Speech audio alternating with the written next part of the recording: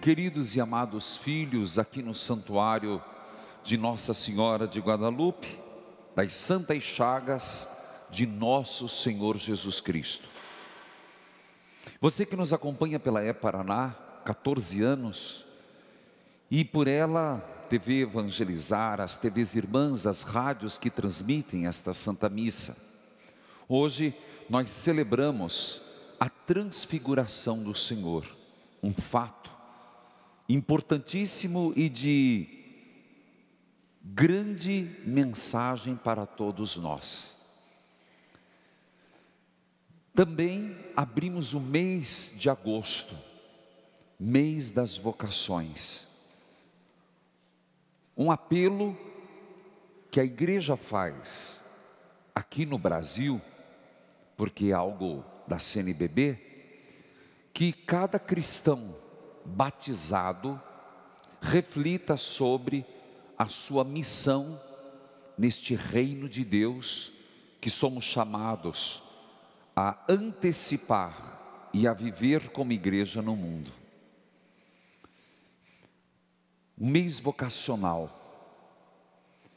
E se começa em virtude de São João Maria Vianney, que se celebra na sexta, o patrono dos sacerdotes, São Curadarce, como alguns chamam, um padre simples, eu diria até com todo respeito, um caboclo, teve dificuldade de passar nas provas, num primeiro momento não teve a licença de atender confissões, porque o julgavam incapaz, mas que quando se colocou a serviço do Senhor e foi para a cidade de Ars, foi tão zeloso, que além de converter o povo, por fim, o Espírito Santo agiu nele de tal forma e tanto, que reis e rainhas se acotovelavam para escutar suas piedosas, fervorosas homilias.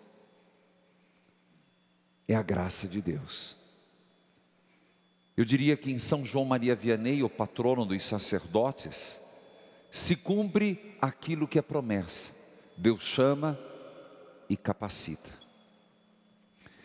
Neste mês vocacional, não podia ser diferente nesses 300 anos de Aparecida.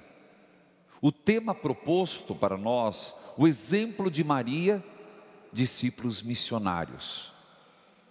A igreja vive, respira e transpira esta aparição de uma pequena imagem no rio Paraíba, que pequena em estatura, mas que tomou a proporção de um continente, de um país tão grande quanto o nosso. O exemplo de Maria, discípulos missionários, que nos levará no próximo domingo a celebrar o Dia dos Pais e celebrar a paternidade, e a partir da paternidade abrir a Semana Nacional da Família. O propósito de a família viver sua vocação. Portanto, você percebe que mês de agosto é aberto numa proposta de muita reflexão e oração, se primeiro para os sacerdotes, depois para os pais, depois para a família, depois chegamos e o lema, eis-me aqui, faça-se, se celebra a Assunção de Nossa Senhora, Maria assunta ao céu, os religiosos e as religiosas, e o faça-se de todo aquele que se põe como catequista. Portanto, nas suas orações pessoais, nas igrejas, rezemos para que surjam vocações para a igreja, não necessariamente sacerdotal, mas como eu disse, até o casamento seja visto como ele é na sua essência.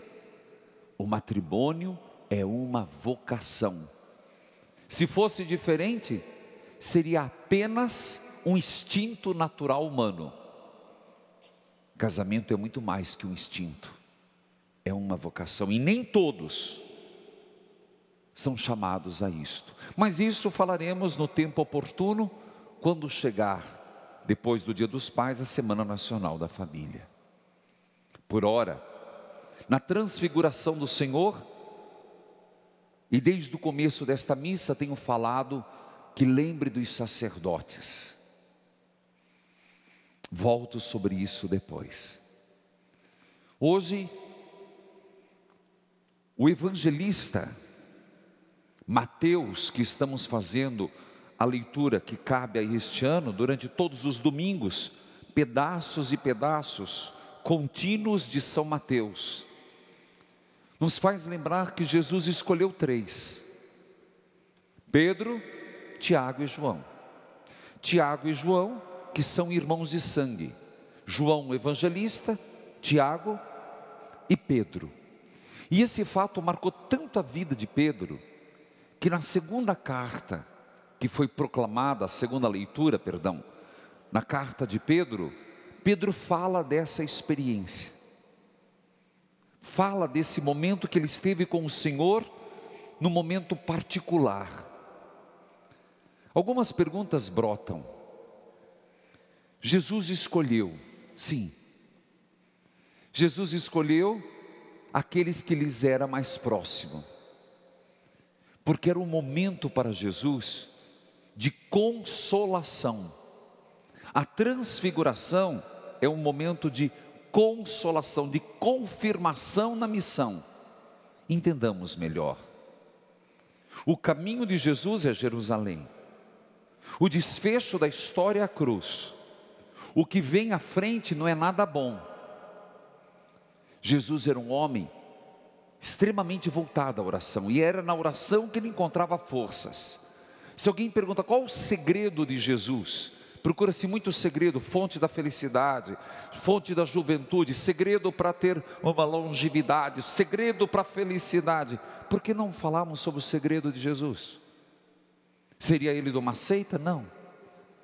Seria ele essênio? Seria ele de Qumran? Jesus não esconde o segredo. O segredo da sua firmeza, o segredo de Jesus na sua paciência, o segredo na sua misericórdia, o segredo na sua bondade. Não pense você porque, era um semideus. Isso não é justo. Isso já é uma heresia sobre duas vontades em Jesus. Não, Jesus era homem, ser humano, em tudo menos no pecado. O segredo de Jesus é porque ele vivia numa intimidade com o Pai. Esse é o segredo. Evidentemente que Maria colaborou, evidentemente que muito de São José tem em Jesus, mas ele cultivou essa intimidade, ele cultivou esses momentos de oração, ele cultivou, como várias vezes diz, ele passou madrugadas em oração. Era um homem contemplativo, rígido quando necessário, mas dócil às necessidades do outro. Se pergunte, como é que a gente desenvolve isso? Desenvolvendo. Como é que você faz isso se tornar uma virtude? Praticando. Jesus chama Pedro, Tiago e João, 2 irmãos de sangue, e vão a um lugar à parte, uma alta montanha, e de fato é alta. De fato, Jesus não era obeso, tinha que ser magro, porque andava muito. Se você anda aquelas pirambeiras da Terra Santa, e você sobe o Monte Tabor, você vai ver. Jesus subiu, e no Monte Tabor, se colocou em oração. Meus irmãos, primeiro aspecto, eu pergunto, para mim e para você, algo que nós não podemos deixar passar batido. Nós temos o hábito, e se não temos, deveríamos ter, de nos recolher em Deus. Vamos falar das crianças. Alguém perguntou uma vez ao médico, por que as crianças dormem tanto? Adolescentes. Esse moleque não para de dormir, come, dorme, come, dorme, porque precisa. Porque a criança cresce enquanto dorme. É come e dorme, bicho da seda. Adolescente, então come, não engorda, são esqueléticos, dorme, que é uma... não é verdade? Precisa. Desculpe a brincadeira, mas quando eu pensei, essa necessidade que a gente tem de Deus, nós precisávamos ser um pouco mais essas crianças em crescimento, esse adolescente em desenvolvimento, se queremos crescer em Deus. Então não é comer, dormir, é dormir nos braços de Deus, é estar em Deus, para que neste sono profundo no Senhor, as nossas forças nos façam crescer, amadurecer, que as nossas virtudes sejam solidificadas. Então, quando eu leio esse texto, Jesus toma uma iniciativa: vamos rezar. Eu queria dizer a você que é profissional, que tem uma agenda complicada, como a minha, mais que a minha, você que tem tanta coisa para fazer dentro de casa, que não tem tempo nem para si mesmo, não dá, não dá. Nós não podemos abrir mão disso, nós não podemos perder essa melhor parte, que é viver alguns momentos, e eu diria alguns momentos, porque viver dia e noite na presença do Senhor, tá bom. Alguém que me diz, eu rezo sempre, a minha vida é uma oração, eu duvido. Nós temos que tirar momentos. A vida é uma oração, ótimo, mas eu preciso exercitar a oração. Eu vivo na presença de Deus, mas eu preciso dormir no colo de Deus. Eu preciso ficar em Deus. É impressionante, um velho sacerdote me vem aqui, um homem muito piedoso, que era muito admirado por viver na frente do Santíssimo. Certo dia, uma senhora curiosando, sempre tem, foi lá, espiou, e viu o velho sacerdote dormindo, que se babava todo.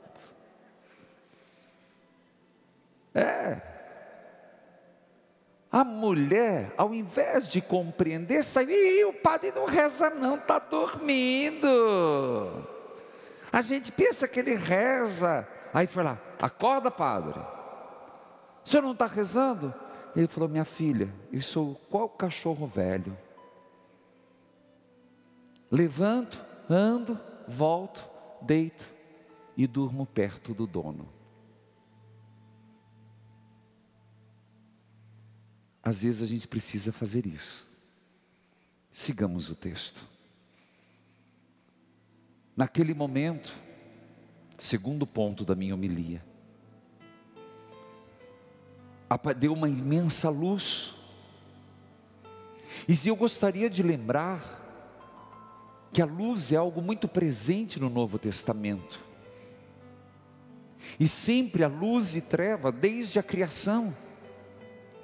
Se o texto fala, e quem vai ao Tabor, vê um vitral lindíssimo, que tem do lado dois lindos pavões, e alguém fica, o que tem a ver o pavão com a ressurreição, com a transfiguração? Tudo é símbolo de Jerusalém, mas o pavão quer dizer a sua glória. E você vê que Jesus, diz o texto, segundo Mateus, uma luz brilhava do interior, a tal ponto que suas vestes eram brancas, alvejadas. A luz, não é por acaso que João, que lá estava, diz, a luz veio para os seus, mas eles não o quiseram.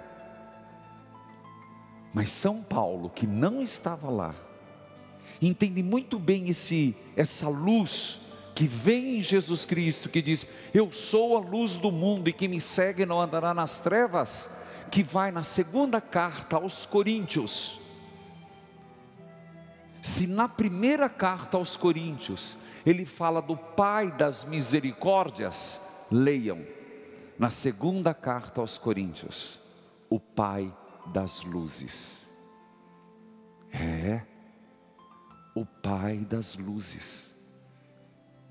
Eu sou a luz do mundo.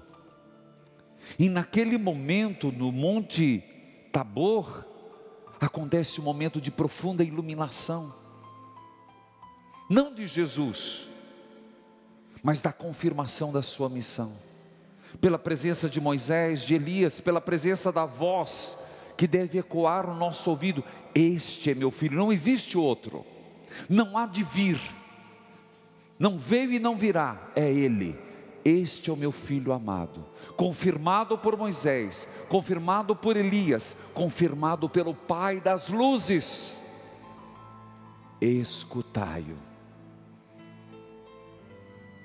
Num segundo momento, se somos chamados a nos retirarmos para, como cachorro velho, dormir aos pés do dono,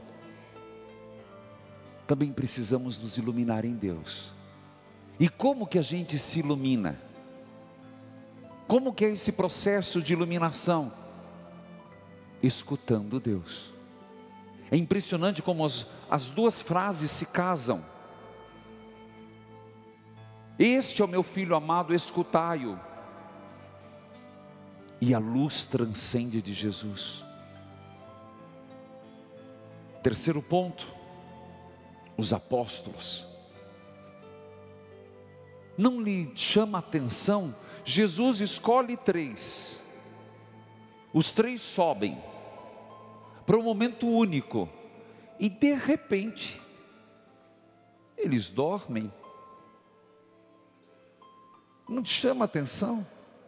Tudo bem, é noite, é cansativo, é. Quem fez a pé eu não fiz, mas leva mais ou menos, num bom ritmo, umas 9 horas subindo. Estavam cansados, mas aquele sono não era de cansaço. Aquele sono é exatamente o que eu disse. A ação é de Deus. Eles contemplam uma parte, outra parte não. Mas o pouco que estão em consciência percebem que é bom estarmos aqui. Isso mostra para mim e para você que estamos acordados, que o pouco que podemos ver enquanto conscientes é maravilhoso. Há uma parte de nós que dorme para um despertar pleno. É isso que o Evangelho quer dizer. Que nós vivemos em este estar acordado e estar dormindo. Uma parte nossa lúcida, sabe o que quer, que sabe que é em Deus que encontra amor. Uma parte nossa dorme. Por isso, onde está a tua morte? Quando Jesus diz: levantai-vos, não tenhais medo.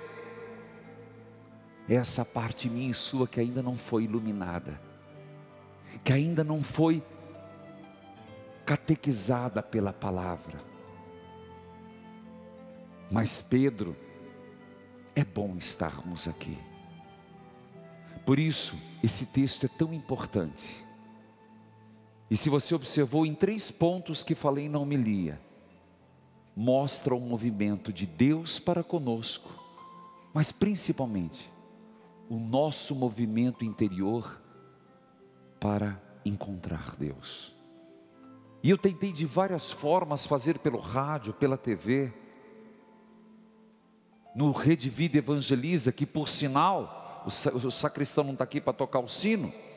A partir deste domingo, teremos um segundo momento, ou melhor, a partir dessa semana, quarta-feira, 8h30 da noite, e no domingo, às 13 horas, a começar de hoje.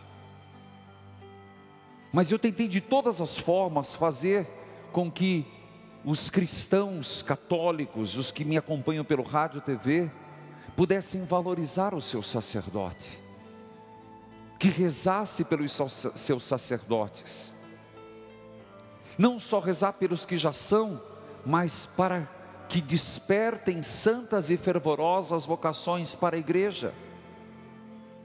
Da mesma forma que vamos rezar pela vocação do matrimônio, que não é para todos, que também Deus suscite vocações. E eu dizia, e repito, rezem por mim. A quem muito foi dado, muito será cobrado. A função que exerço hoje, de estar à frente, tem um preço altíssimo. Principalmente a voz do Senhor que diz: ai de ti, Reginaldo, se escandalizar meu povo. Portanto, digo por mim e por todos, o dia que você perceber uma fraqueza em nós, tenha misericórdia de nós sacerdotes e recomende-nos a mãe rezando uma Ave Maria.